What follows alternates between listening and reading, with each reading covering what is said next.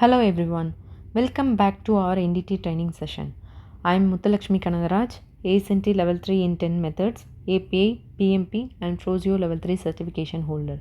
And it's great to continue our journey into the world of non-destructive testing. In our previous session, we extensively discussed electrically induced magnetism, understanding how we create those magnetic fields in our test objects for magnetic particle testing. We covered circular and longitudinal magnetization and the power of multidirectional fields. In this video, we are going to dive into the actual equipment and systems we use to generate these fields and perform magnetic particle testing. Understanding these tools is crucial for effective and safe inspection. We will go slide by slide, ensuring everyone grasps the essential. Let's go to the session. First, we discuss about stationary magnetic particles test system. These are robust fixed installations designed for high volume or large component inspection in a dedicated area. For high volume and large component.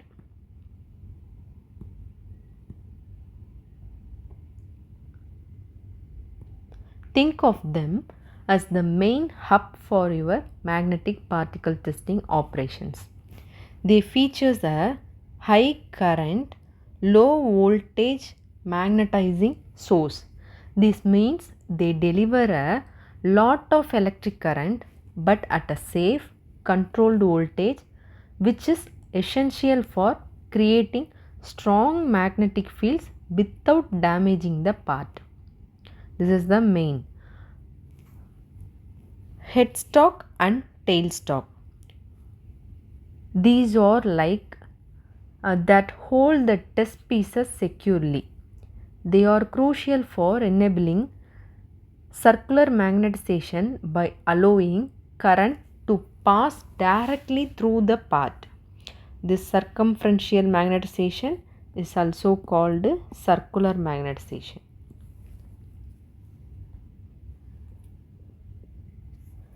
Next, the movable coil. This coil can be positioned along the length of the part. This is length of the part. It's used for longitudinal magnetization. Headstock and tailstock used for circular magnetization. Movable coil used for longitudinal magnetization. It's creating a magnetic field that runs along the part's axis. Next one is particle suspension tank with agitation system. This tank holds the magnetic particles suspended in a liquid like water or oil. The agitation system keeps the particle evenly dispersed so they can be effectively applied to the test part. Next, the features and capacity. These systems are available in wide range of sizes from 25 mm to 6 mm units. So, for small units handling components as tinny 25 mm up to very large units capable of inspecting parts up to 6 meters long. Their current output can range from 1 to 10 kiloamperes, offering AC, DC or both type of current. Modern systems often include digital controls, LCD ampere meters and ergonomic design for ease of use. Simple example is, imagine you need to inspect hundreds of small bolts or very long engine crankshaft for cracks. A stationary system is ideal because you can set it up to process these parts efficiently and consistently in a dedicated testing bay. Next, we move to the next slide. Power packs. for the biggest job we using the power packs. So power packs are specifically designed for provide high current and low voltage magnetizing power for large or stationary parts. They are essentially very powerful magnetizing source. Features: they boost an impressive current output, typically ranging from 6 to 20 kiloamperes. This massive current capacity is why they are used for biggest inspection challenges. The current from a power pack can be applied to the test piece in various ways via coil, clamps, prods, or cable wraps. This versatility allows them to magnetize a wide range of geometries. They come equipped with current control ammeters or short timers. Short timer is to control duration to current flow. Ammeter is used to measure the current. Due to their large size and power, parts are typically brought to the power pack rather than moving the power pack to the part. Live example is you consider a massive welded structure like a section of a ship's hull or a large pressure vessel that can't moved into a stationary system.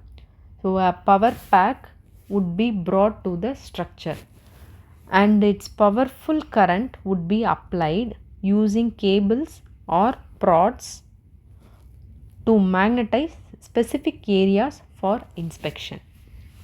So this is an example. So we move to the next: mobile and portable testing units. These units offer flexibility, allowing magnetic particle testing to be performed outside of a dedicated lab.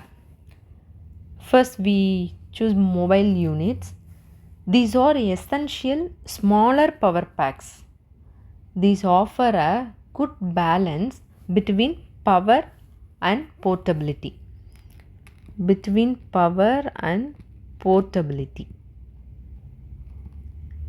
They typically have a current output 3 to 6 kiloamperes.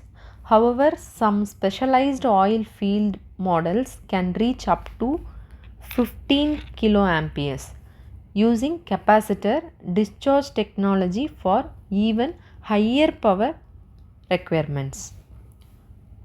Mobile units typically offer AC current or half wave DC only. They don't use direct currents. Similar to power packs, current can be applied via prods, clamps, cable wraps, or coils. Inspecting critical welds on a large pipeline section directly into the field, or checking components of heavy machinery that can't be disabled and brought to a lab. This is a best example. Then portable units. These are the most flexible and easy to move units. They are lightweight, often hand carried or cart mounted. They have a limited size, weight, and output compared to stationary or mobile units. They also typically do not include a demagnetization transformer. This is do not included. It means demagnetization might need a separate step. They commonly use prods or clamps for applying current. This is used for applying current, but can also use coils and wraps, also possible. I will tell a simple example. A technician inspecting a small part on a production line or performing a quick check for surface cracks on a component located in difficult to reach area of a plant. This is an example for portable units. We move the next slide. Prods. Prods are a specialized tool. This is a localized circular magnetization. Prods are essentially copper bars fitted with handles. This is a prod, this is a handle, and trigger switch for remote activation of a current. They typically 12 to 20 meter diameter. What are the applications? Prods are primarily used for creating circular magnetization. So here we touch the part, it creates a circular magnetization. You place the two prods in contact with the part, the current flows between them, generating a circular magnetic field around the current path. The magnetic field weakens as the spacing between prods increases. This means you need to keep them relatively close for effective magnetization. Prods are not suitable for components that are prone to arc damage. The direct contact and high current can cause localized heating and potential arc burnings, which can be detrimental to the part's surface integrity. The example is inspecting a specific weld seam on a large plate. This is a large plate, this is a weld. So inspecting a specific weld seam on a large plate where you only need to magnetize a small section at a time. You would touch two prods down on either side of weld.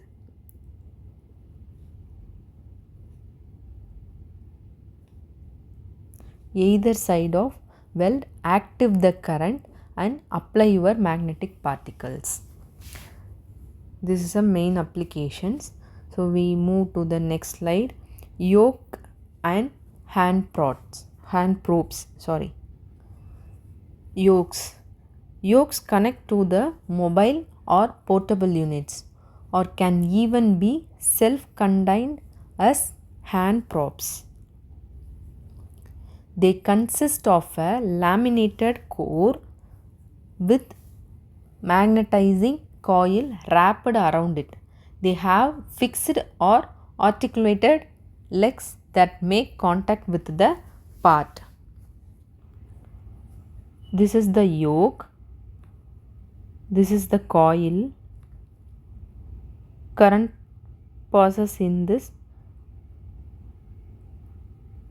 coil. Yokes are designed to induce a longitudinal magnetic field between the poles. Poles means the end of the legs. These are the poles. When the yoke is energized, a strong magnetic field is created across the gap between its length or gap, penetrating the test piece. Magnetic particles will gather between the poles over discontinuities, showing up surface or near surface flaws that run perpendicular to the magnetic field. Next, specifications. Yokes are typically rated by their lifting strength or by the surface field. They can generate a higher lifting strength, generally indicates a more powerful yoke. Example, imagine you are inspecting a large casting for surface cracks. You would place the two legs of the yoke on the surface and apply magnetic particles.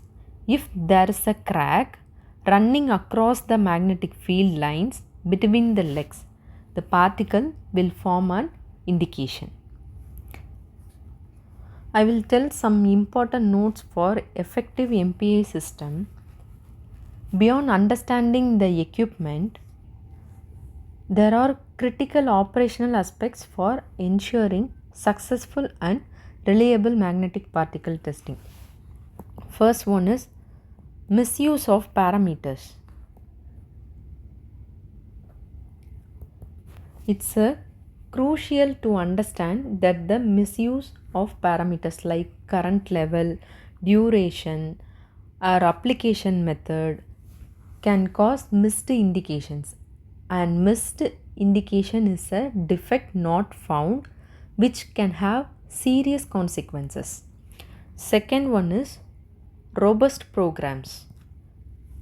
To prevent misuse and ensure competence, a robust training, certification, and maintenance program is required. This ensures that operators are well trained, certified to perform the test, and that the equipment is always in good working condition. The next one is daily validation checks. This is highly recommended. These checks often using a known standard or test piece confirm that the MPA system is functioning correctly and delivering the expected magnetic field strength before actual inspection begins. This is a critical quality control step. I will prepare some questions for this session. Comment your answers in the comment box. I hope you all now have a comprehensive understanding of the different types of magnetic particle test systems and their associated tools.